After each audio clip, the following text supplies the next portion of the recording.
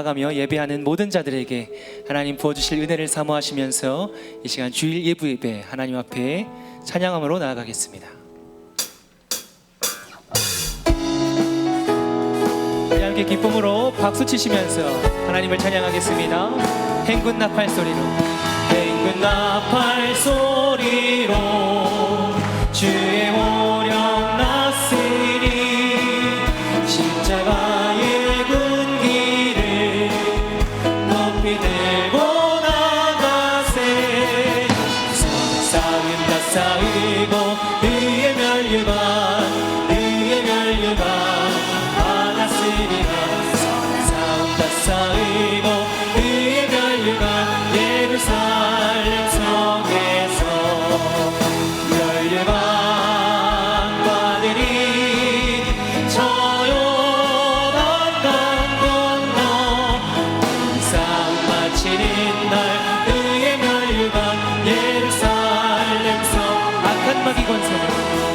악한 마귀 권세를 모두 깨쳐버리고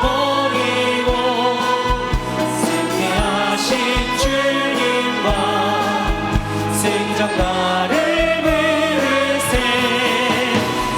쌓은 다 쌓이고 의의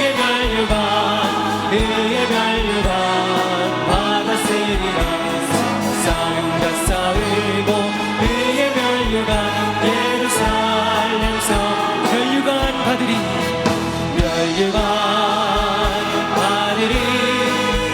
저 요단강 건너 싸움 마치는 날 의의 멸류관 예루살렘.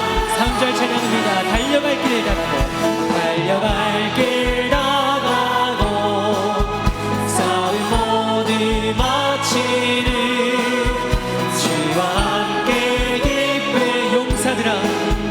용사들아 내리세. 쌓은 다 쌓이고 의의 멸류관 받았으리라. 쌓은 다 쌓이고 의의 멸류관 예루살렘 성 멸류관 받으리. 저 요단강 건너 싸움 마치는 날 의의 멸류관 예루살렘 성에서.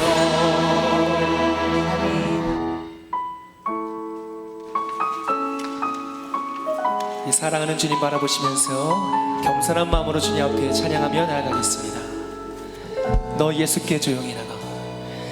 너 예수께 조용히 나가. 내 모든 짐 내려놓고 주 십자가 사랑을 믿어 죄 사함을 너 받으라. 주 예수께 조용히 나가. 내 마음을 쏟아놓으라. 너를 미리 보시는 주님 그 은혜를 베푸시니 주 예수의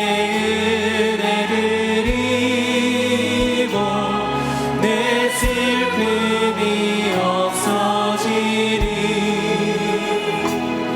내 이웃을 늘 사랑하여 너 받은 것 거저주라. 주 예수께 조용히 나가. 내 마음을 쏟아놓으라. 너를 미리 보시는 주님 그 은혜를 베푸시. 주 예수를 친구로 삼아. 주 예수를 친구로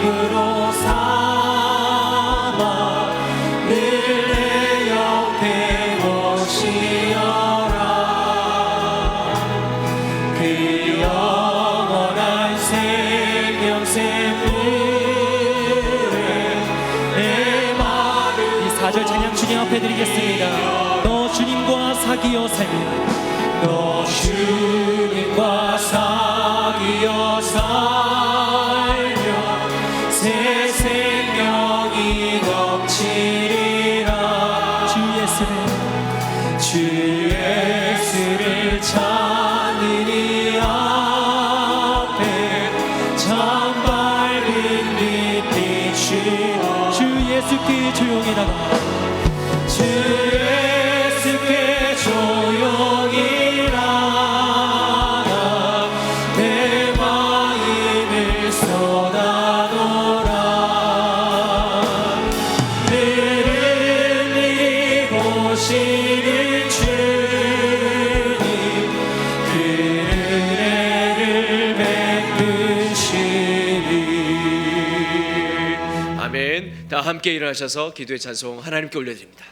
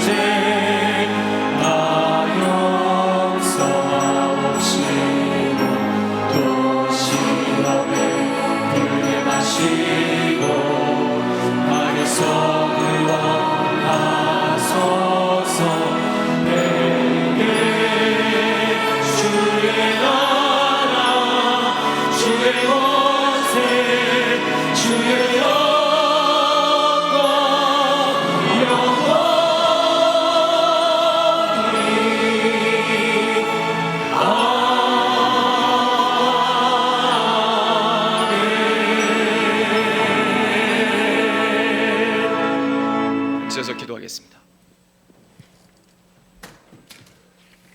사랑이 많으신 하나님, 감사합니다.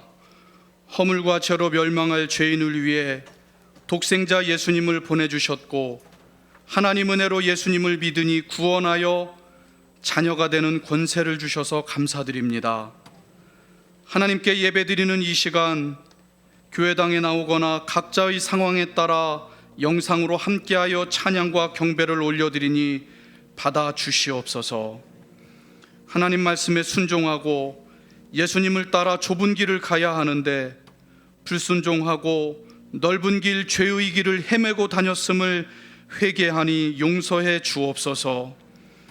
가정과 직장, 생업의 현장에서 하나님의 자녀답게 살아야 함에도 나의 유익을 포기하지 못하고 붙잡아 이기적으로 살았음을 회개하니 용서해 주옵소서. 건강 주신 것을 감사하고 하나님의 영광을 위해 살아야 하는데 육신의 정욕과 쾌락을 추구하며 죄짓고 살았음을 회개하니 용서해 주옵소서. 함께 모여 예배드리는 것이 얼마나 귀한지요, 마음껏 하나님을 찬양하고 하나님 말씀 듣는 것에 감사할 줄 몰랐음을 회개하니 용서해 주옵소서. 원치 않는 사고와 질병으로 인해 고통받는 이들을 위해 기도드립니다. 코로나19 전염병으로 많은 사람이 어려움에 처해 있습니다. 환우에게는 건강 회복의 은혜를 주시고 의료진과 수고하는 모든 이들이 지치지 않도록 새 힘을 공급하여 주시옵소서.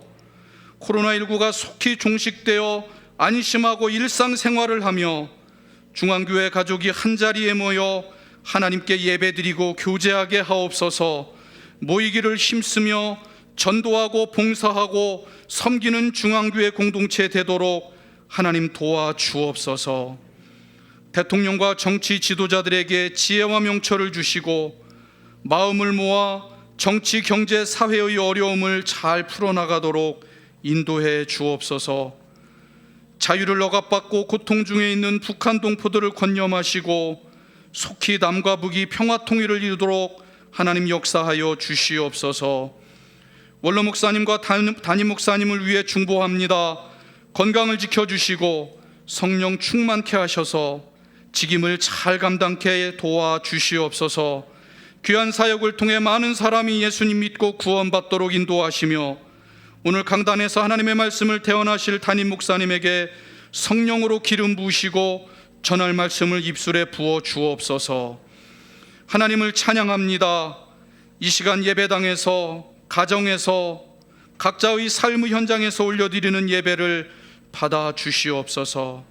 살아계시고 다시 오실 그리스도 예수님의 이름으로 기도드립니다. 아멘.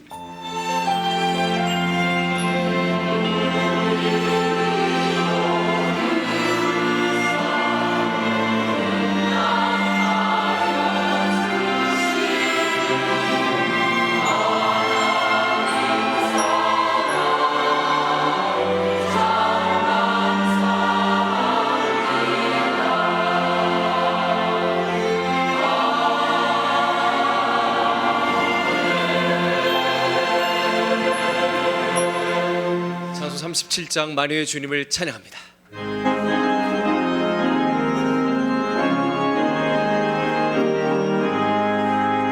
주 예수 이름 높이어 다 찬양하여라. 다 찬양하여라. 그 멸류관을 들여서 만유의 주를 찬양하세. 찬양 찬양 찬양 만유의 주 찬양. 주는 성도답게 주 앞에 엎드려 주 앞에 엎드려 무궁한 노래 불러서 만유의 주를 찬양하세. 찬양 찬양 찬양 만유의 주 찬양. 아멘.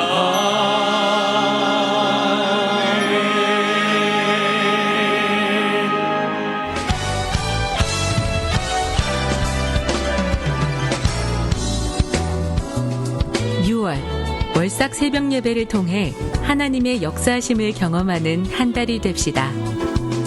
호국 보훈의 달을 맞이하여 중앙의 모든 성도들이 조국 대한민국을 위해 기도하고 예수 그리스도의 사랑으로 이웃을 돌아보는 축복의 6월이 되시기를 바랍니다. 중앙교회는 경건한 마음으로 예배를 미리 준비하기 위해 예배 시간 헌금 방법을 다음과 같이 안내해 드립니다. 예배 시간에 헌금 바구니를 통해 봉헌하는 대신 예배 전 준비된 마음으로 정성스럽게 헌금함에 봉헌합니다. 헌금함은 예배 30분 전부터 봉헌 시간까지 각 예배실 입구 앞에 비치됩니다. 운영 시간 이후에는 헌금함을 개방하지 않습니다. 예배 전 기도하는 마음으로 미리 봉헌해 주시고 헌금함 운영 시간 이후에 봉헌하길 원하시는 분들은 1층 로비 헌금함을 이용해 주세요. 온라인을 통해 헌금하실 분들은 화면에 안내되는 헌금 계좌로 헌금해 주세요. 온라인으로 헌금하신 분은 교구장에게 휴대폰으로 기도 제목을 보내주시면 주신 내용으로 함께 기도하겠습니다. 헌금 내역을 확인하시려면 중앙교회 홈페이지 하단에 있는 기부금 영수증 페이지로 들어가신 후 본인 인증 과정을 거치시면 그동안의 헌금 내역을 확인하실 수 있습니다. 자세한 사항은 재정부로 문의해 주세요. 교회 출입 시 코로나19 바이러스 확산 방지를 위해 방명록 기록하는 불편을 덜어드리고자 과연 그 교회 교인증을 발급합니다. 스마트폰 앱스토어에서 지저스온 교회 관리 앱 검색 후 다운받아주세요. 지저스온 앱에서 앱의 권한을 허용해주세요. 개인정보 및 수집에 동의해주시고 제출 버튼 눌러주세요. 본인 이름, 생년월일, 성별, 핸드폰, 교회명, 인증번호를 입력해주세요. 암호 설정 후 과연 그 교회 교인증을 발급해주세요. 교인증 발급 후 스마트폰에 캡처하신 후 사진으로 저장하시면 편리하게 사용할 수 있습니다. 교회 출입 시 과연 그 교회 교인증을 제시해주세요. 온라인 교인증 발급이 어려우신 분들은 예배 후 1층 로비에서 카드형 교인증 발급을 신청해주세요. 신청 후 일주일 뒤에 행정사역국에서 수령하시면 됩니다. 중앙예담학교는 코로나19로 온라인 원격 수업을 진행하며 학생들을 위해 기도하며 기다렸습니다. 지난 5월 20일부터 순차적으로 고3 학생들부터 중1 학생까지 등교하고 있으며 학교가 오랜만에 활기를 되찾고 있습니다. 안전거리 두며 생활하기, 매일 5회 체온 측정, 칸막이 설치 등 학생들의 안전을 최우선으로 방역에 힘쓰고 있으며 어려운 상황 속에서도 예담 교육이 올바르게 이루어지기 위해 노력하고 있습니다. 예담 학생들의 건강을 위해 또한 신앙 성숙을 위해 중앙교회 온 성도님들의 기도 부탁드립니다. 이달의 추천 도서는 알렉스 캔드릭, 스티븐 캔드릭의 단단한 기도 공부입니다. 이달의 추천 도서를 읽으시고 감상문을 제출해 주시면 심사를 통해 다음 달 추천 도서를 한 권씩 드립니다. 처음 나오신 새가족이나 등록을 원하시는 분은 예배 후 1층 중앙비전홀로 오시면 자세한 등록 안내를 도와드리겠습니다. 할렐루야. 옆 사람과 인사하는 시간입니다. 오늘 이 자리에 나오신 분들뿐만 아니라 지금 현재 영상으로 예배 드리시는 분들도 함께 예배 드리시는 분들과 함께 다정하게 눈에 사랑을 머금고 사랑이 뚝뚝 떨어지도록 옆 사람에게 사랑을 보내면서 함께 예배드려 참 반갑다고, 건강하시라고, 행복하시라고, 코로나 가운데도 꼭 이겨내시라고, 하나님의 큰 복을 누리시라고, 자손 3대가 복을 누리시라고 계속 인사하세요. 아직 안 끝났어요. 예. 다시 한번 건강하시라고. 네. 코로나가 물러나는 듯 싶었는데 부천발 쿠팡을 비롯해서 또 게이클럽에서 새롭게 확진자가 확 늘어나서 어저께는 수도권에서만 확진자가 생겨났습니다. 오늘 새벽에 긴급 연락이 왔는데 보니까 수원시내 모 교회 목사님, 성함은 밝힐 수가 없고 오늘 확진이 되어서 교회가 예배를 드리지 못하는 상황이 되었습니다. 빨리 코로나가 물러날 수 있도록 기도해 주시면 진심으로 감사드리겠습니다. 영상을 통해서 여러분들이 좋은 교회 소식, 또 필요한 신앙에 도움되는 여러 소식들을 접하였습니다만 한두 가지만 더 보태겠습니다. 오늘이 5월의 마지막 날이고 내일은 6월 첫날입니다. 매월 초하루 월삭 새벽기도회 사회적 거리 또는 생활 거리를 하면서 내일 새벽기도회 드리겠습니다. 성차는 당분간 쉬도록 그렇게 하는데 월삭 새벽기도회는 내일 합니다. 여러분들 꼭 기억해 주시기를 부탁드리겠습니다. 과연 그 교회 교인증 발급 스마트폰을 통해서 여러분들이 아마 교회 출입을 좀 편리하도록 하기 위해서 지금 현재 기도하는 바는 우리 교회 교인증 갖고 교회에 우리 예담 카페나 서점 이용하는 분들에게 혜택을 드리는 방법도 지금 고민하고 있습니다. 혜택 드린다고 그랬어요? 고민한다고 그랬어요? 예, 지금 고민하고 고민이 끝나면 좋은 결과가 나오리라고 생각이 되어집니다. 여러분들께서 함께 꼭 협력해 주시기를 부탁드리겠습니다. 경기지방의 미자립교회 회복을 위한 프로젝트로 오늘 헌금하는 안내가 주보에 나와 있습니다. 어려운 교회, 즉 월세를 내지 못하는 교회, 코로나로 인해서 힘들어하는 교회 돕는 사역 저희들이 합니다. 동참해 주시면 감사드리겠습니다. 원로 목사님 주간 사역에 보면 이번 주간에 극동방송 운영위원 수련회가 있고 영동 극동방송 신사옥 헌당 감사 예배 기억나실 겁니다. 화재로 완전히 전소되어 새롭게 새 건물을 완공하고 이제 신사옥 헌당을 하게 되었습니다. 영동 극동방송 헌당 예배 및 축하 음악회 일정을 위해서 기도해 주시면 진심으로 감사드리겠습니다. 주보를 펴고 맨 안쪽 맨 끝에 보시면 새가족 안내 과정이 있습니다. 이 새가족 안내 과정을 오해하시는 분들이 계십니다. 새신자 안내 과정이 아니고 새가족입니다.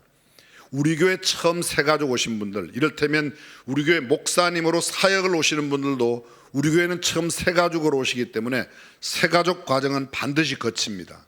무슨 뜻인지 이해하시죠? 처음 예수 믿는 사람들을 안내하는 새신자 과정이 아니라 우리 교회 새 가족이 되신 분들에게 안내하는 과정입니다. 타 교회에서 신앙생활 하시다 오셨던 분들이거나 또 그렇지 않은 분들이라도 함께 오시면 이 새 가족 안내 과정은 필수로 꼭 여러분들이 함께 하시면 우리 교회 여러 사역 또 우리 교회와 유관기관 교회 부서에 어떤 사역들이 있는지 여러분들이 다 아실 수 있도록 자세하게 안내해 드립니다. 함께 해주시기를 부탁드리겠습니다. 오늘 처음 나오신 분들 또 오랜만에 나오신 분들이 계신데 특별히 우리 케냐의 이종섭 선교사님, 하나님의 은혜 가운데 네분이 다 의사세요. 우리 이종섭 선교사님은 우리 교회 이병래 장로님 장남 되시고 또 우리 이종섭 선교사님 부인되는 김수연 선교사 정신과 의사로서 아프리카 케냐에서 사역을 감당하시고 거기 국립병원 기타 여러 병원에서 후학들도 가르치고 실제 진료도 하고 아주 귀한 사역을 감당하십니다. 고액의 연봉을 주는 한국의 좋은 의사 자리 다 포기하고 내외가 함께 그곳에 가서 사역하는데 지금 현재 아프리카가 코로나가 너무 기승을 부려서 선교사들이 다 이곳저곳으로 다 대피하는 가운데 아주 극적으로 하루 전날 폐쇄 하루 전날 에티오피아를 통해서 나오셨습니다. 우리 이종섭 선교사 오늘 참석해 잠깐 자리에 벌떡 stand please. 큰 박수로 격려 한번 해주시면 감사드리겠습니다. 제희와 제안이 두 아들이 있는데 우리 김수현 선교사님 또 우리 이정섭 선교사님 그 가족을 위해서 계속 기도해 주시고 현재 우리 교회에 들어와 계시는 우리 교회 파송 선교사님들이 여러 분 계십니다.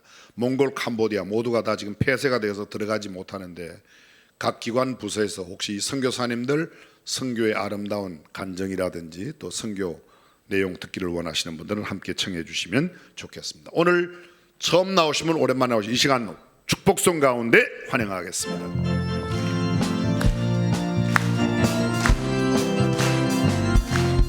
축복합니다. 축복합니다. 주님의 이름으로 축복합니다. 주님의 사랑으로 처음 오셨거나 오랜만에 오신 분 거룩한 자녀에게 주님의 기쁨과 주님의 사랑이 충만하게 넘치기를 축복합니다. 옆 사람 축복합니다. God bless you. God bless you. 축복합니다. 주님의 사랑으로 옆 사람 크게 축복하며 God bless you. God bless you. God bless you. God bless you. 축복합니다. 주님의 사랑으로.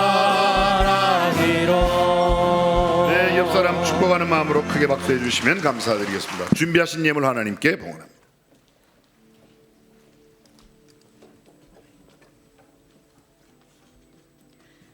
우리의 모든 것 되시는 주님, 오늘도 주님 앞에 나와 예배하게 하심을 감사드립니다. 주님께서 주신 은총을 날마다 잊지 않고 감사하는 마음으로 주를 향해 드리는 삶을 살아가는 우리가 되길 소원합니다. 주님 앞에 나올 때 우리에게 허락하신 것 중에 일부를 구별하여 드립니다. 2렙돈을 드렸던 여인의 심정으로 간절히 드리오니 주님 받아주시옵소서. 예물이 쓰이는 곳곳마다 하나님의 나라가 확장되고 크신 영광이 나타나기를 소원합니다. 예수 그리스도의 이름으로 기도드립니다.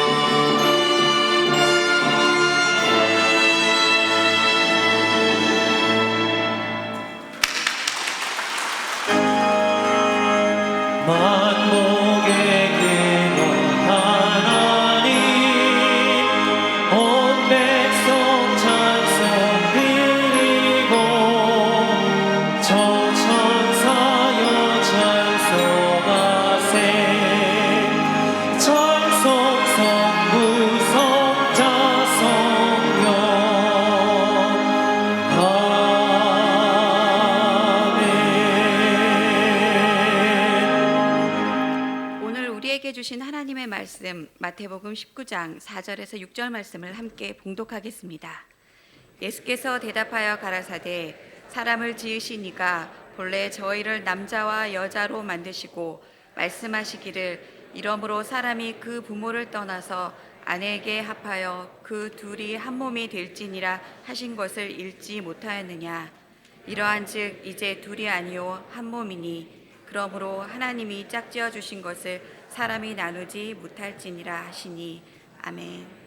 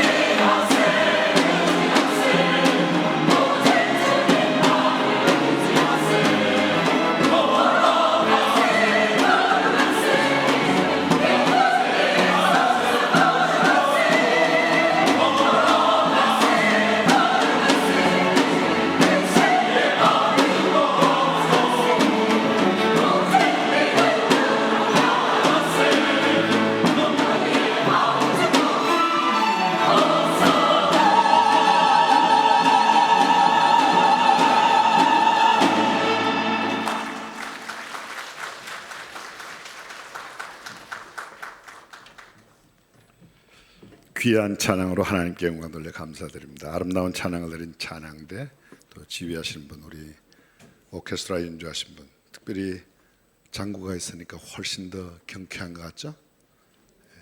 우리는 한국 사람입니다.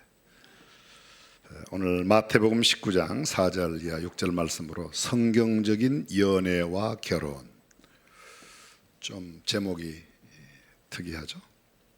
하나님의 말씀인 성경의 핵심은 사랑입니다. 성경은 하나님에 대해서 하나님께서 사랑이시라고, 하나님은 사랑이시라고 말씀합니다. 우리가 늘 암송하는 요한복음 3장 16절, 하나님이 세상을 이처럼 사랑하사 독생자를 주셨으니 이는 저를 믿는 자마다 멸망치 않고 영생을 얻게 하려 하심이라. 일반적으로 세상에서 말할 때 연애는 사랑의 과정이요, 결혼은 사랑의 결정체요, 자녀는 사랑의 열매요, 지속적인 사랑의 공동체가 가족이요, 가족이 함께 생활하는 영역이 가정입니다. 가족이 가정에서 행하는 모든 삶의 내용과 행태를 가정생활이라고 하고, 가정 밖에서의 활동과 삶을 사회생활이라고 합니다. 이 가정생활, 사회생활에서 가장 높은 가치가 무엇입니까? 사랑입니다. 그 어떤 세상에보다, 돈보다, 명예보다, 부귀보다, 지위, 명성보다도 가장 높은 핵심적인 가치가 사랑입니다. 율법의 가장 핵심을 모아놓은 것을 10계명이라고 말한다면 10계명을 단 2글자로 줄일 때 사랑입니다. 1계명, 나 외에 다른 신을 두지 말아라. 2계명, 어떤 우상도 만들지 말고 절하지 말고 섬기지 말아라. 3계명 여호와 이름을 망령되이 일컫지 말아라. 4계명 안식일을 기억하여 거룩히 지키고 엿새 동안 부지런히 일하라. 4계명을 안식일 지키는 것만 하는 게 아니고 엿새 동안 부지런히 일하는 게 4계명이에요. 요 첫 번째부터 네 번째까지의 계명을 딱 한마디로 줄이면 하나님 사랑입니다. 5계명 내 부모를 공경하라. 마지막 10번째 내 이웃의 것을 탐내지 말라고 하는 이 두 번째 돌비의 6가지 계명을 모두 한마디로 줄이면 사랑입니다. 이웃 사랑입니다. 그래서 10계명도 사랑입니다. 인생의 가장 아름다운 가치, 이 아름다움의 극치가 무엇인가? 사랑하고 사랑받는 것입니다. 인생에 가장 추워하는 게 뭐냐? 사랑하지 못하고 사랑받지 못하는 겁니다. 인생의 가장 큰 행복, 사랑으로 말미암고 인생의 가장 큰 불행과 비극, 사랑을 상실할 때 찾아오는 것입니다. 인생의 영원한 주제 역시 사랑이라고 말할 수 있습니다. 돈, 명예, 권세, 지위, 건강, 아무리 건강해도 사랑이 없으면 그 건강이 폭력으로 나타날 수 있습니다. 내가 돈은 많은데 참된 사랑의 실천자로 살지 못하면 그 돈은 범죄하는데 쓸 수밖에 없습니다. 모든 것을 아는 지식도, 모든 것을 행할 수 있는 능력도, 모든 이가 부러워하는 명성과 부귀를 다 가져도 사랑이 없으면 외롭고 고독하고 쓸쓸하고 슬프고 행복하게 살 수밖에 없습니다. 청춘 남녀의 영원한 주제가 뭐죠? 청춘 남녀의 영원한 주제 두 가지라고 말하면 연애 결혼이고 하나는 미래입니다. 미래, 진로 문제입니다. 한마디로 말하면 사랑과 미래가 청춘 남녀들의 영원한 주제예요. 지난 4월 9일 우리 교회를 통하여 하나님께서 세우신 중앙예담학교 입학식 그리고 새학기 개학식이 있었습니다. 물론 코로나 상황 때문에 원격으로 영상을 통해서 입학식을 하고 입학예배의 말씀을 전하고 그리고 개학식을 했습니다.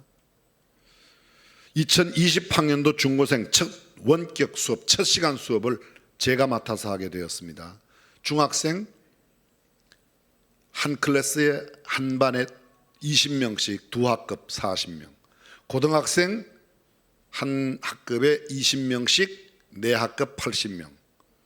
첫 번째 시간이 중학생 시간이었습니다. 40명 한꺼번에 우선에 영상을 통해서 출석을 확인하고 또 서로의 인사를 나누고 또 학교에 간단한 소개를 하고 여러 가지 안내한 뒤에 첫 번째 수업 시간에 제가 몇 가지를 이야기하다가 물어봤습니다. 여러분들이 학교나 또 혹시 나나 우리 선생님들에게 물어볼 게 있으면 질문해라.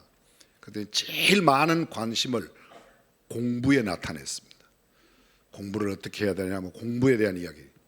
그리고 순서는 조금 바뀌었지만 가장 많은 관심을 보인 두 번째가 뭔가 하면요, 질문이 참 재미있습니다. 연애해도 돼요? 그거였어요. 중학교 1학년 14살이에요. 근데 연애해도 되냐고. 제 주변에는 교장 선생님, 교감 선생님, 교목 목사님, 선생님들이 여러 분 계세요. 제가 혹시 대답을 못하면 그 대답을 도와주려고 지금 선생님들이 서 계신 거예요.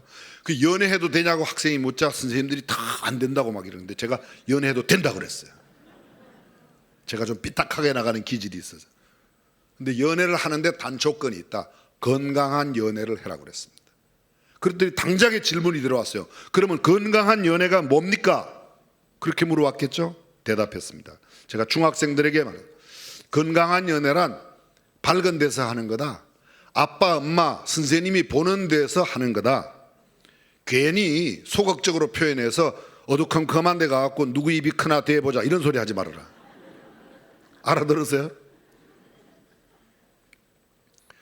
두 번째 시간 고등학생입니다. 이번에는 80명입니다.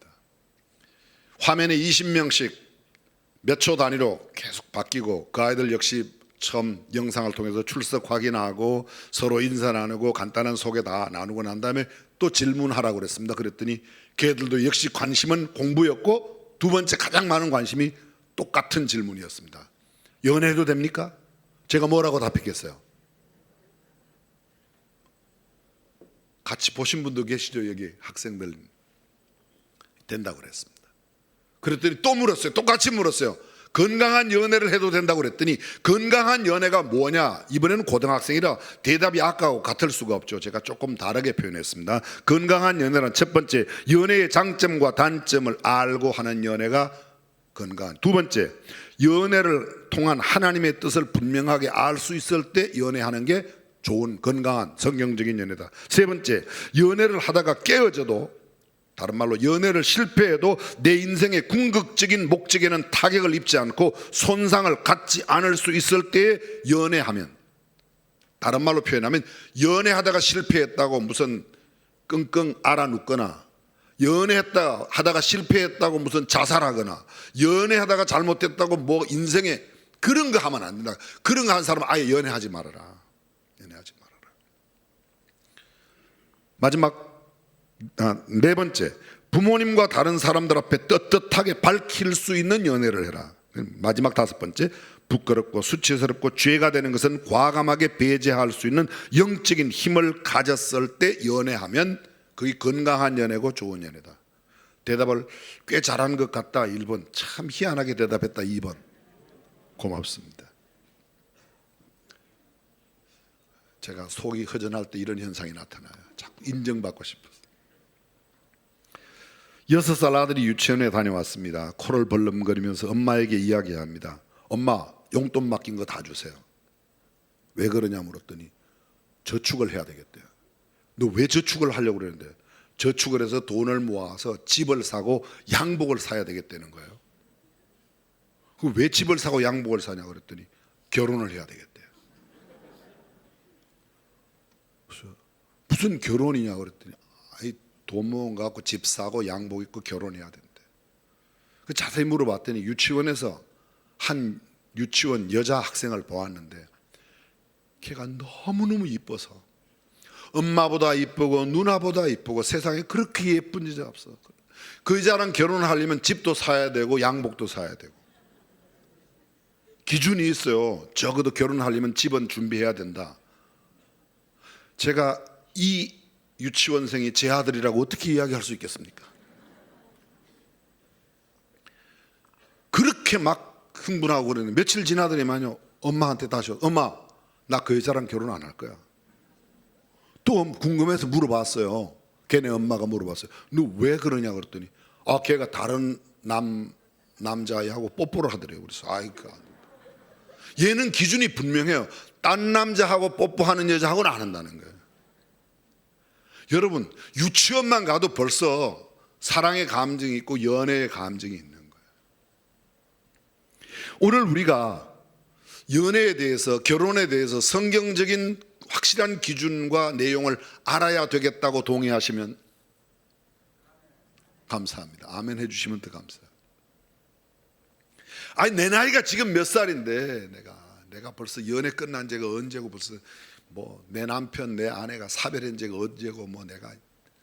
그러나 여러분, 내가 끝났다고 끝난 게 아니라 아직도 결혼하지 않은 내 아들도 있고 아들 딸도 다 결혼했다면 내 손주도 있고, 근데 그들이 성경적인 가치 기준을 갖고 바르게 알고 성경적인 연애, 성경적인 결혼 제대로 해야 된다고 동의하시면 아멘. 그렇습니다. 그래서 사실은 지난주 4부 예배 청년들에게 나누었던 내용 가운데서 여러분들과 함께 긴히 꼭 나누고 싶은 내용을 오늘 PPT 자료로 준비했습니다. 인생은 만나고 헤어지는 존재입니다. 굳이 유명한 말틴 부부의 이야기를 하지 않더라도 이윤트두 나와 너라고 하는 책 가운데서 인생은 만남의 존재인데, 나 외에 다른 사람을 만날 때 나와 그것과의 만남, 모든 것을 나 중심으로 내 유익을 위해서 만나는 것은 나와 그것과의 만남이고, 나와 너의 인격적인 만남, 그건 인격적인 너, 나 한 인격체로서의 만남이고, 그 다음에 그는 책 가운데서 맨 끝부분에 영원한 분과의 만남 이야기는 하지 않았습니다. 하나님과의 만남이 아닐까 저는 그렇게 생각합니다. 사람은 태어나서 만나고 헤어지는 겁니다. 태어나면서 만나는 첫 번째 만남이, 아니 어쩌면 이미 태중에서 엄마를 만나고 태어나서 아빠를 만나고 내 의지와 상관없이 내가 생각하는 거나 내 계획과 전혀 상관없이, 부모님은 내가 만나고 싶은 만난 분이 아닙니다. 내 자녀는 내가 만나고 싶은 내 자녀가 아니에요. 형제간에 마찬가지입니다. 근데 내 의지와 내 생각, 내 계획이 들어가는 만남이 있습니다. 내가 여자친구를 사귄다, 남자친구를 사귄다. 물론 사귀어서 결혼하고 오래 살다 보면 하나님께서 만나게 하셨구나 이렇게 이야기하지만, 처음 만날 때는 나는 이런 여자는 안 되고, 나는 이런 남자는 안 되고, 나는 이런 여자가 좋고 이런 남자를 만나고 싶다, 이런 생각이 있는 겁니다. 근데 보다 중요한 것은 내가 좋아하는 형태의 이런 여자, 이런 남자보다 하나님께서 이 여자를 만나게 하시고 이 남자를 만나게 하신 의미가 무엇인가, 하나님의 계획이 무엇인가, 하나님의 뜻이 무엇인가를 알아야 될 줄로 믿습니다. 이런 만남을 신적 만남, 디바인 미팅이라 그렇게 표현하는 겁니다. 인류 역사상 최초의 남녀의 만남이 창세기에 나옵니다. 아담과 하와의 만남입니다. 그리고 그 만남을 우리는 정의해서 결혼이라고 표현합니다. 그러면 도대체 결혼이란 무엇인가? 한 세 가지로 정의를 내려볼 수 있습니다. 첫 번째, 상호 보완과 성숙입니다. 아담은 불완전해요. 왜요? 갈빗대 하나를 잃어버렸기 때문에. 하와는 불안정합니다. 왜요? 갈빗대 하나에 불과하기 때문에. 창세기 2장 18절에 보면 하나님께서 돕는 사람이 독차하는 것이 좋지 못하니 내가 그를 위하여 돕는 배필을 지으리라고 아담을 잠들게 하신 후에 그의 갈빗대 하나를 취하여 하와를 만드셨습니다. 그리고 하와를 아담에게 인도하였을 때 아담이 고백해요. 뭐예요? 이는 내 뼈 중에 뼈요 살 중에 살이라고 고백하는 겁니다. 여자를 창조하신 목적이 뭐예요? 하와를 창조하신 목적이 뭐예요? 괜찮아요, 대답해도요. 돕는 배필이에요. 그럼 이 돕는 배필이란 말이 무슨 뜻이에요? 돕는 배필, 돕는다, 옆에서 도와준다, 보조해준다, 그런 뜻이 아닙니다. 그런 뜻이 아닙니다. 이 성경에 쓰여진 히브리어 원어에 돕는다는 말이 야사라고 되어 있어요. 그게 이사야 할 때 이사라는 말과 똑같은 말이에요. 여호수아 할 때 여호수아 똑같은 말이에요. 예수아 할 때 예수아. 신학에는 그 단어가 두 글자로 되어 있어요. 예수 이렇게 되어 있습니다. 예수 이름의 뜻이 뭐죠? 그가 자기 백성을 저희 죄에서 뭐야? 구원한다는 겁니다. 여자를 지으신 목적은 남자를 구원해내는 거예요. 옆에서 보조자, 헬퍼가 아닙니다. 헬퍼가 아니에요. 환난 날에 내게 부르짖어라 내가 너를 도우리라. 똑같은 히브리어 원어인데 이렇게 또 번역했어요. 환난 날에 내게 부르짖어라 내가 너를 건지리라. 건져낸다는 말과 돕는다는 말, 또는 환난 날에 내게 부르짖어라 내가 너를 구원하리라, 이런 번역이 이렇게 똑같은 히브리어인데 한국말로 번역할 때 도우리라, 건져내리라, 구원하리라 이렇게 보면 똑같은 말입니다. 그러니까 옆에서 보조해 준다는 말이 아니라 건져낸다는 겁니다. 구원해낸다는 것입니다. 돕는 배필.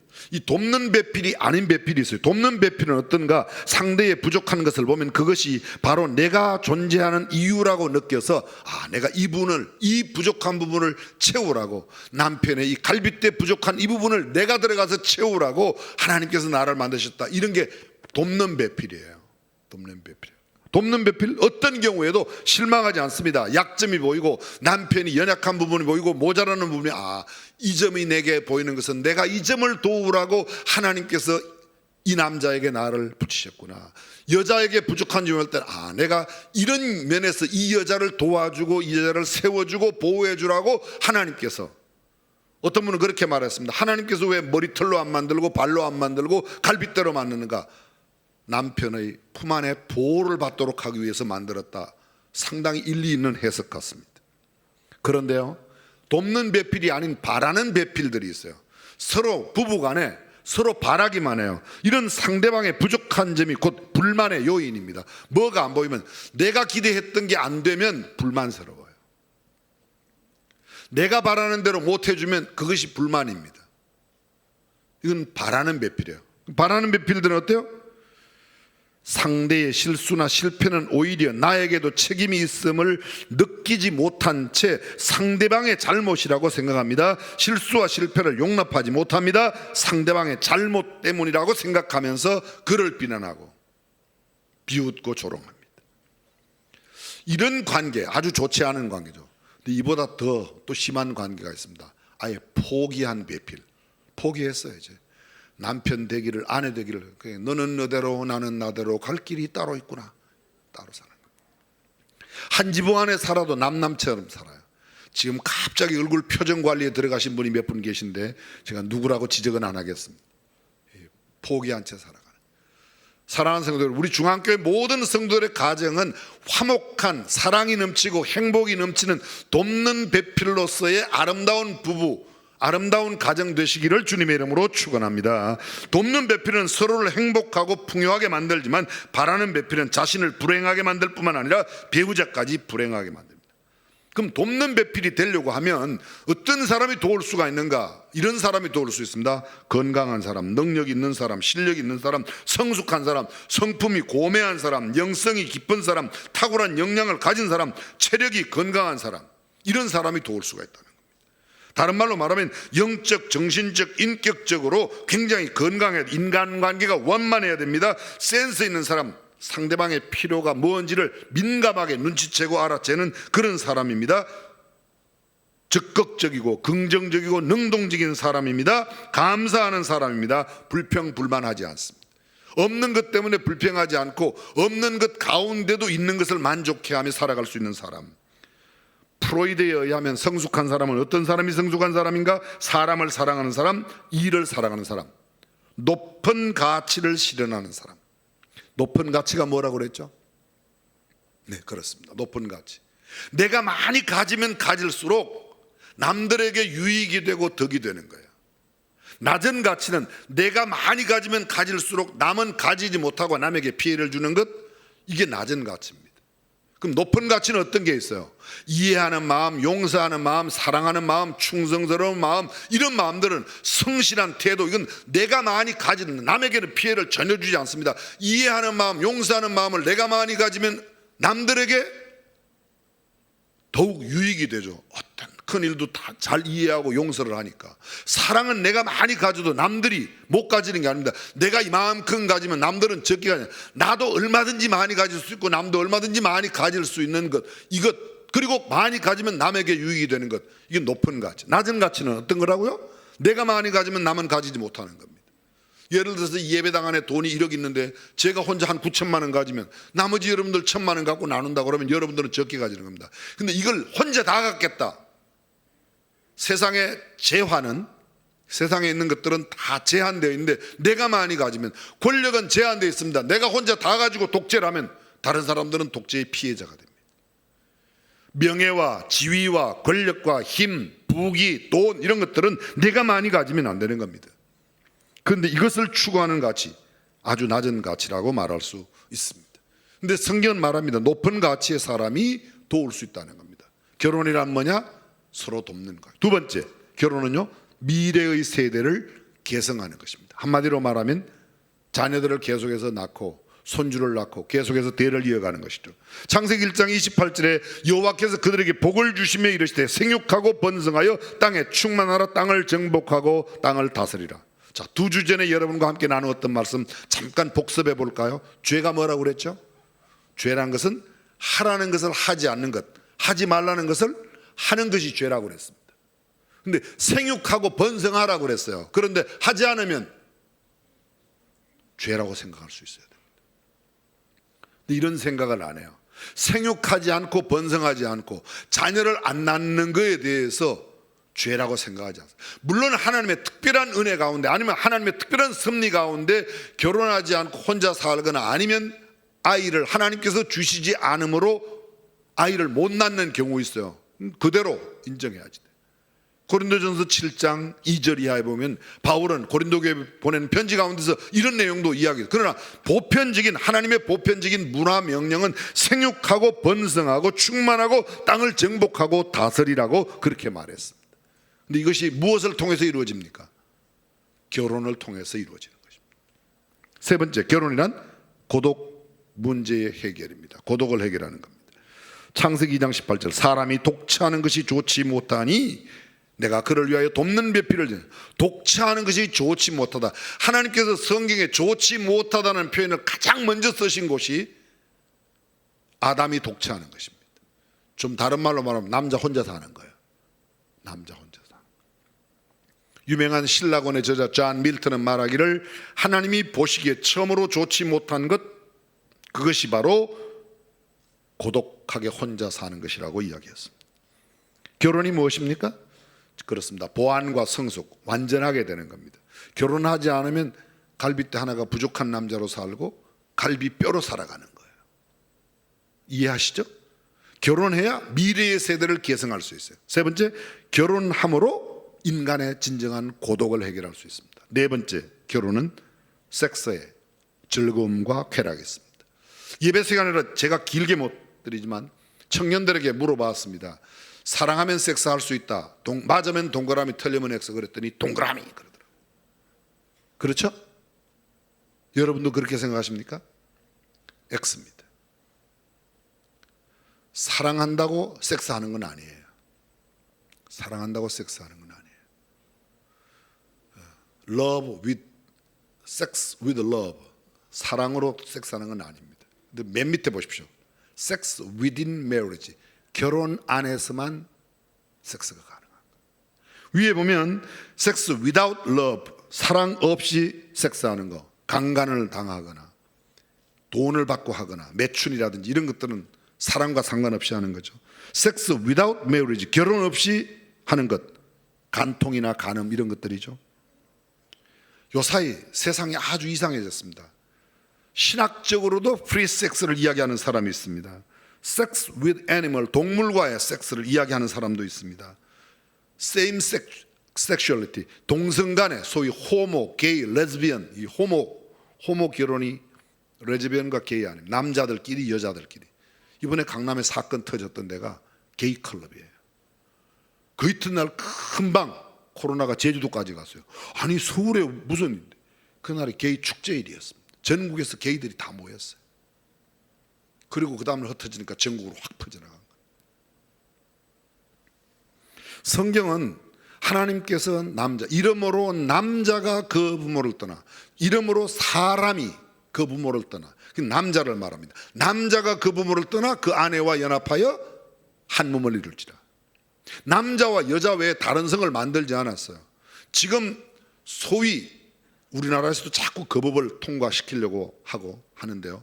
우리는 성경적 기준을 분명히 젠더, 이 성이라는 것은 성적인 성향만 가지고도 어디까지 와 있는가 하면 앞으로 지금 이게 소위 인권법 또는 차별금지법이 통과되면 이렇게 되게 돼 있어요.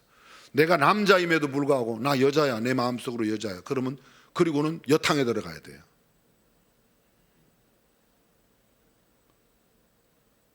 여러분들이 놀라지 않는 거 보니까 굉장히 다 수용하시나 봐요. 이게 되겠어요? 몸은 신체적인 육체의 구조는 여자를 가지고 있는데 나 남자라고 생각하면 남탕에 들어가는 겁니다. 되겠습니까?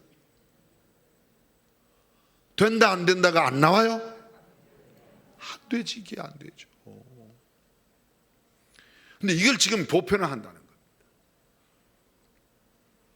이러므로 사람이 그 부모를 떠나 아내와 합하여 그 둘이 한 몸이 될지라. 창세기 2장에도 누가복음 19장 오늘 본문에도 동일하게 얘기했어요. 결혼이 뭐예요? 결혼에 대한 정의를 한번 살펴보겠습니다. 노먼 라이트라고 하는 유명한 학자가 말이란 겁니다. 함께 읽어볼까요? 그리스도 안에 있는 두 남녀가 전 생애를 함께하기로 전 인격을 들어 언약하는 전적 헌신이다. 여기에 total이란 말이 세 번 들어가요. 전 생애, total life, 전 인격, total person, 전적 헌신, the total commitment. 전적인, 부분이 아니에요. 전적인 겁니다. 그리고 뭐라고 되어 있는가? 언약이라고 되어 있습니다. 다시 다른 것을 한번 보겠습니다. 함께 읽습니다. 책임 있는 사랑과 교제로 전생애를 함께 하기로 하는 뭐예요? 언약입니다. 자, 저를 잠깐 주목해 주십시오. 잠깐. 결혼은 언약이에요. 누구와 누구가 언약하는 거죠? 신랑과 신부가? 그 말도 틀린 말은 아닌데요. 은밀하게 말하면 신랑과 신부만의 언약이 아니고 신랑 신부가 하나님께 언약하는 거예요. 하나님, 제가 이 여자와 어떤 경우에도 한평생 함께 살겠습니다. 제가 이 남자와 어떤 경우에도 한편 살겠습니다. 그래서 뭐라고 그래요? 건강하거나 병들거나 가난하거나 부유하거나 일체의 경우에도 이 여자를 사랑하고 존중히 여기며 이 남자를 사랑하고 순종하여 일정한 남편으로서 일정한 아내로서의 본분과 정조를 굳게 지키고 죽음이 가라앉히자. 너무 오해하지 마십시오. 이미 이혼해버린 이혼한 가운데 있는 가정은 어떻게 해서든지 이혼한 상태에서라도 건강을 회복하시기를, 영적 건강을, 이 가정의 건강을 회복하시길 바라고, 아직 이혼하지 않았다면 주님 앞에 행한 언약이라고 생각하고 함께 굳게 지켜나가시기를 주님의 이름으로 축원합니다. 성경적인 가르침이에요. 근데 이것이 무너지고 있어요. 쉽게 무너집니다. 하나님께 한 언약이라고 생각지 않습니다. 너하고 나하고 약속했는데 너하고 나하고 약속이 틀렸으니까 이제 그냥 깨버리고 살자. 아내가 왜 아내냐? 어떤 분이 그렇게 말했어요. 안에서 나온 이 아내랍니다. 갈비 속에서 나온 이, 그래서 아내래요. 왜 아니냐? 왜 마누라냐? 마주보고 누라고 마누라랍니다. 마주보고 눕는 관계가 마누라래요. 옆에 내가 뭐냐? 옆에 있는 이. 그랬더니 그럼 남편은 남의 편이 남편입니까? 그러더라고요. 그건 아니고요. 사랑하는 성도 여러분, 성경이 말하고 있는 이 책임 있는 사랑, 교제, 책임을 지지 않는 사랑은 가정을 이루는 게 아니라는 것이죠. 잘못됐다는 겁니다. 그리스도인의 결혼 왜 하는가? 그리스도인의 결혼 why라고 되어 있습니다. 첫 번째, 하나님의 창조의 섭리입니다. 아담을 잠들게 하고 하와를 만들어 하와를 아담에게 인도하고 하나님의 창조의 섭리. 두 번째, 생육하고 번성하기 위해서. 생육하고 번성하기 위해서. 세 번째, 효과적인 주님의 사역을 위해서. 전도서 4장 9절 그렇습니다. 사람이 마음이 의합되어야 두 사람이 하나보다 낫고 세 사람이 삼겹줄은 끊어지지 않는다. 함께 힘을 합하여 주의사. 네 번째, 순결한 삶을 위하여. 고린도전서 7장 2절 이하. 음행한 연고로 아내를 두라. 그 말은요, 결혼으로만 순결을, 성적 순결을 유지할 수 있다는 겁니다. 섹스 문제 해결이나 본능적인 욕구 해결, 그것 다 결혼 안에서만 가능하다는 것이죠. 다섯 번째, 가정을 통하여 주시는 하나님의 복을 누리기 위해서. 여섯 번째, 완벽한 존재로 살려면 남자 혼자 아무리 나는 완벽해, 난 부족한 게 없어. 부족합니다. 뭐가 하나 부족하면 갈비뼈가 하나 부족해. 여자 나는 완벽해. 나는 뭐든지 내가 혼자 살 수 있는 능력도 있고, 남자 귀찮게 뭘 남자하고 같이 사냐, 혼자 산다. 그래봐야 갈비뼈 하나라는 사실을 잊지 마시기를 바래요. 함께, 남녀가 함께 하나가 될 때. 일곱 번째, 돕는 배필을 얻는 것은 신비요 하나님께서 주신 복을 얻는 겁니다. 제가 이렇게 빨리 넘어가는데요, 저거 좀 다 걱정하지 마세요. 교회 홈페이지에 싹 올려놓을 테니까 여러분들께서 천천히 보시면서 적으시면 되고요. 여러 번 보면 머리가 나쁜 분들은 이렇게 잘 외워지시지 않지만 새겨버리면 절대로 지워지도 않고 오래오래 갈 수 있습니다. 무슨 소리인지 알아들으시는지 잘 모르겠습니다. 어떤 사람과 결혼해야 되는가? 그리스도인의 결혼 with whom, 누구와 함께 하는가입니다. 첫 번째 함께 읽어보겠습니다. 첫 번째, 이성이어야. 그렇습니다. 일단 결혼 상대를 고를 때 가장 먼저 보는 거는 예수 믿고 안 믿고보다 먼저 봐야 될 게 있어요. 그게 뭔가 하면요, 일단 여자는 남자하고 결혼해야 되고 남자는 여자하고 결혼해야지. 아멘 안 하시는 거 보래요. 아멘. 이런 것까지 이야기, 이거 한 20년 전에는 이런 거 이야기할 필요가 없었어요. 어린이 남자는 여자하고 여자는 남자하고 그러는데 요새는 남자끼리 하겠다는 것들이 너무 많아요. 것들이라고 해서 좀 미안하지만 그런 분들이 너무 많이 계셔요. 너무 많이. 이게 말세입니다, 여러분. 로마서 1장은 아주 엄하게 경고하고 있습니다. 아니, 성경 전반에 이런 내용이 있어요. 두 번째, 거듭난 사람. 구원받은 사람. 고린도후서 6장 4절이 뭐라고 말합니까? 너희는 믿지 아니하는 자와 함께 멍에를 같이 하지 말라. 결혼을 앞두고 하는 얘기예요. 그렇죠? 맞아요, 이거예요. 결혼을 앞두고 하는 얘기예요. 세 번째, 성숙한 그리스도인이면 더 좋겠죠? 성숙한 그리스도인, 어떤 사람이 성숙한 그리스도인인가? 하나님의 말씀을 최종적인 권위로 내 경험과 내 논리, 내가 이해하고 있는 것, 내 지식보다도 하나님의 말씀이 이렇게 말하면 내가 그동안 뭘 배웠든지 딱 포기하고 하나님의 말씀대로 순종하는 사람, 그게 영적으로 성숙한 사람이라는 거죠. 성경 말합니다. 진리를 알지니 진리가 너희를 자유케 하리라. 진리가 뭐예요? 예수께서 말씀은 내가 곧 길이요 진리요, 예수님이 진리라는 거죠. 하나님의 말씀은 진리니이다. 요한복음 17장에. 하나님의 말씀을 최종 권위로, 예수님을 최종 권위로, 내 의사결정, 내 생각, 내 결심보다도 주님의 결정, 주님께서 뭐라고 말씀하시는가입니다. 네 번째, 영어로 써서 죄송합니다. 롤더십이라고 그랬는데, 예수 그리스도의 주님 되심, 주인. 나는 내 인생의 주인이 아닙니다. 내 인생의 주인은 주님입니다. 내가 가지고 있는 모든 물질과 내가 가지고 있는 모든 것들, 이것이 다 주님의 것입니다 라고 인정하는 사람, 그런 사람과 결혼하면 좋겠죠? 그런 사람이라고. 그게 성경이 말하고 있는 겁니다. 다섯 번째, 뜻이 의합한 사람, 꿈이 같은 사람이라고 말할까요? 비전이 같은 사람이라고 할까요? 아모스 3장 3절 말씀에 사람이 의합지 아니하고 어떻게 함께 길을 갈 수 있냐? 같은 방향으로. 아내하고 남편하고 각기 다른 꿈만 꾸고 있으면 이게 참 충돌해요. 같은 한 방향의 꿈을 꾸면 같은 곳을 바라보면 됩니다. 여섯 번째, 사랑하는 사람. 사랑하는 사람. 근데 대부분은 거꾸로 해요. 사랑한다고 말합니다. 여러분 여쭤보겠습니다. 사랑한다는 것하고 좋아한다는 것하고의 차이가 뭐죠? 너 왜 그 여자랑 결혼하려고 그랬니? 너 왜 그 남자랑 결혼하려고 그랬니? 이렇게 물어보면요, 그 여자는 너무너무 예뻐요. 예쁘다고요? 예뻐서 결혼한다고요? 네. 그건 예쁜 것을 내가 좋아하는 것이지, 좋아한다는 것은 내가 원하는 바, 내 욕구를 채우는 것을 얻으려고 하는 건 좋아하는 거예요. 쉬운 설명, 전에 아마 말씀을 드렸는데요, 고양이는 쥐를 좋아하지 사랑하지 않습니다. 고양이는 생선을, 구운 생선을, 날 생선은 안 좋아해도 구운 생선을 좋아해요. 그건 내가 내 배를 채우기 위해서, 나의 유익을 위해서 하는 것은 좋아하는 거예요. 사랑한다는 것은 이런 것입니다. 너 왜 그 여자를 좋아하니? 그 여자가요, 이런 꿈을 갖고 있는데 내가 꼭 그 여자의 그 꿈을 이루어도록 내가 도와주려고 그래요. 내가 이 남자, 너 왜 이 남자랑 결혼해? 이 남자를 사랑해요. 그 사랑해서 뭐 어떻게 사랑하는데, 그 남자가요 이런 일을 하고 싶어 하는데 제가 그 일을 하는데 꼭 도와드리고 싶어요. 이건 사랑하는 거예요. 사랑하는 거예요. 그 남자는요 돈도 많아요. 그 남자는 잘생겼어요. 많이 배웠어요.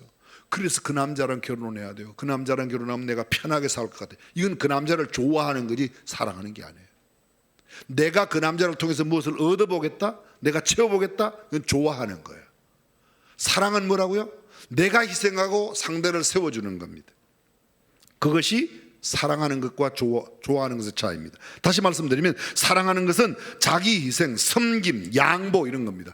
부모님이 자녀를 사랑할 때, 어머니가 자녀를 사랑할 때 뭐 계산하고 따져요? 너 앞으로 크면 나한테 한 달에 용돈 20만 원 가져와라, 50만 원. 이거 계산하고 애 키우는 엄마 하나도 없죠, 그죠? 그런 엄마 있으면 손 들어봐요. 다 없잖아요, 한 번도. 좋아하는 것은 이기적인 겁니다. 내 욕구를 채우려고 하는 겁니다. 자, 이런 배필, 그러면 돕는 배필, 내가 사랑하는 배필, 하나님의 뜻에 맞는 배필은 누가 정하는가? 오늘 성경이 이렇게 말합니다. 사람이 나누지 못한다. 무엇을요? 하나님이 짝지어 주신 것을.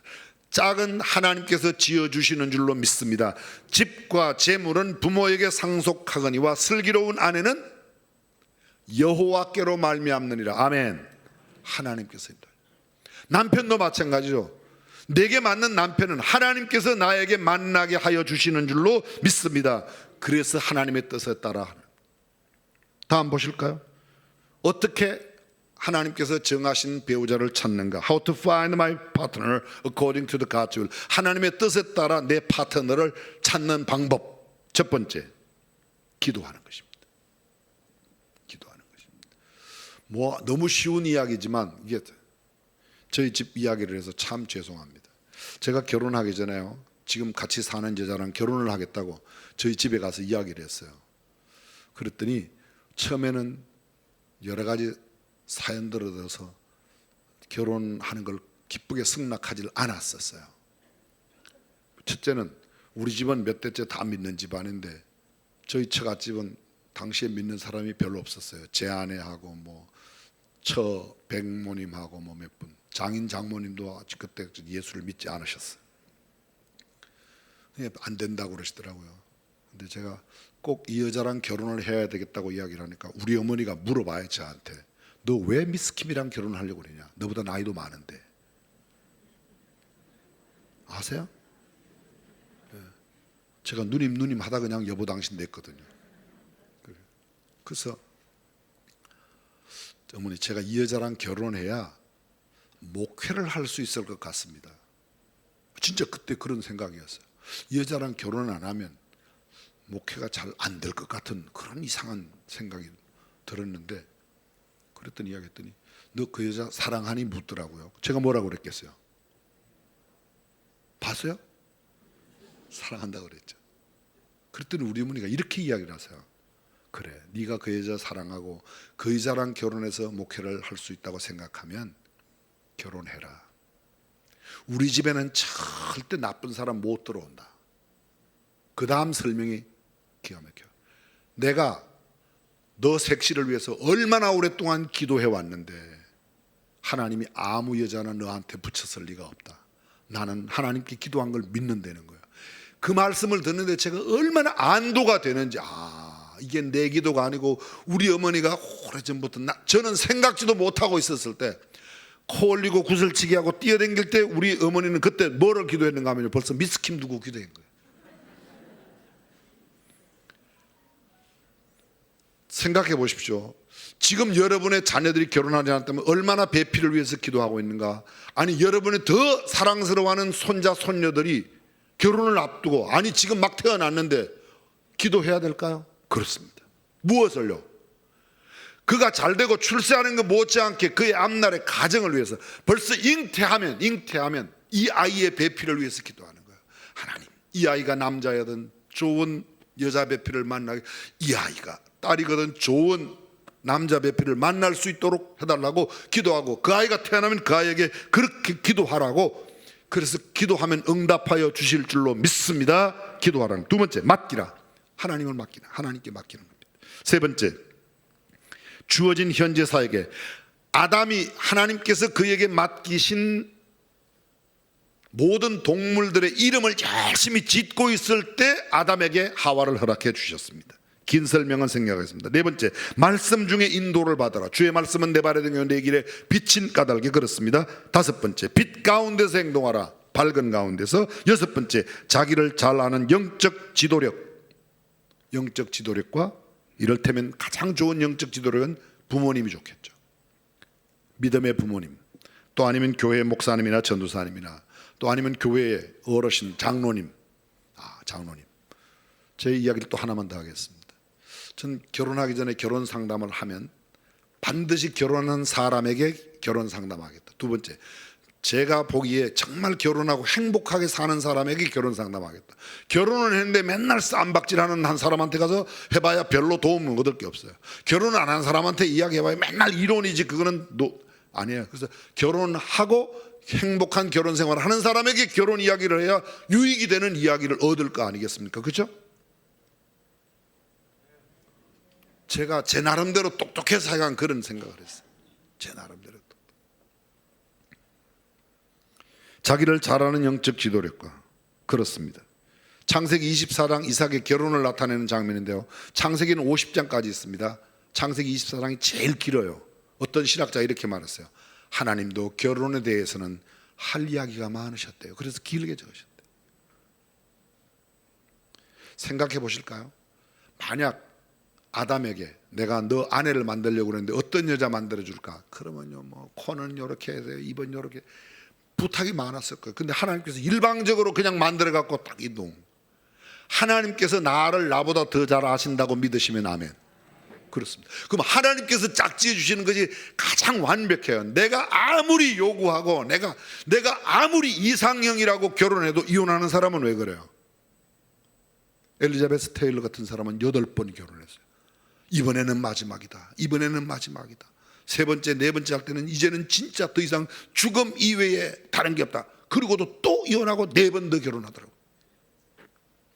우리의 기준, 우리의 건 항상 흔들립니다. 하나님께서 맺어주신 결혼이어야만 행복한 결혼이 될 줄로 믿습니다. 이렇게 하면 실패합니다. 외모, 감정적인 결정, 명예, 재물을 보고 학벌, 직업 참고는 될 수 있지만 이건 결정적인 게 아니에요. 가장 결정적인 것은 according to the God's will, 하나님의 뜻에 따라서 하나님의 뜻에 맞는 배필을 만나 행복한 가정을 이루시는 저와 여러분이 되시기를 주님의 이름으로 축원합니다.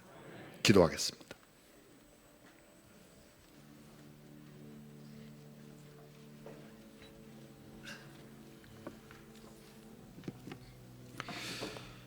하나님, 우리에게 모든 성도들의 가정이 행복한 가정이 되게 하여 주옵소서. 하나님의 뜻을 이루는 하나님의 뜻에 합당한 가정이 되게 하옵소서. 주 예수님의 이름으로 기도합니다. 아멘. 다 함께 일하셔서 사랑하는 남편과 아내 또 가족과 서로를 축복하며 찬양합니다.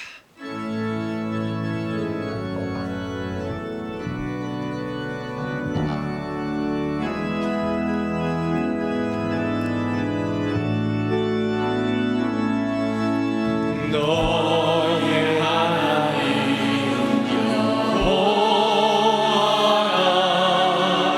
너의 가운데 계시니 그 구원을 우실 전능자시리라.